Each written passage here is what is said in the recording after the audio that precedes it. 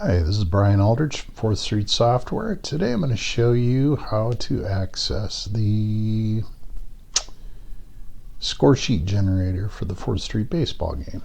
So I've already gone online here and I am at the address for 4thstreetsoftware.com. This actually is a new address we picked up in March, so if you're using the old address, you should probably update your bookmark. Okay, and then I'm going to go to baseball, and there's a number of options here, one of which is add-ons and extras. Click on that. Read or audit if you like to, but down here at the bottom, there's one that says Baseball Score Sheets. And then you can order these if you want to, but the Scoresheet generator is absolutely free. And just go ahead and click on Online Scoresheet Generator. That'll open up a new window.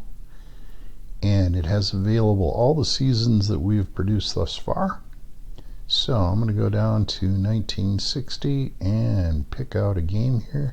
This is the actual played game schedule, generated from the 4th Street computer baseball game. And I'm going to go to, let's go to May 12th. We'll just pick a random game here out. Philadelphia at San Francisco sounds like a good one. Choose the game you'd like. Click ready, and then a new link will appear that will bring you to the next screen.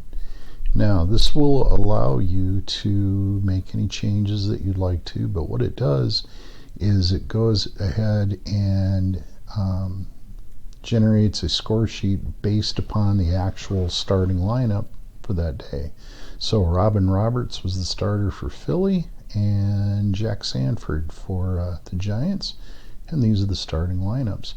Okay, when you're all ready and you're satisfied with that, you can go ahead and click the Ready button down here, and it'll pop up with Make a Score Sheet. Click that, and it automatically generates a score sheet, including the date for the game as it was played historically.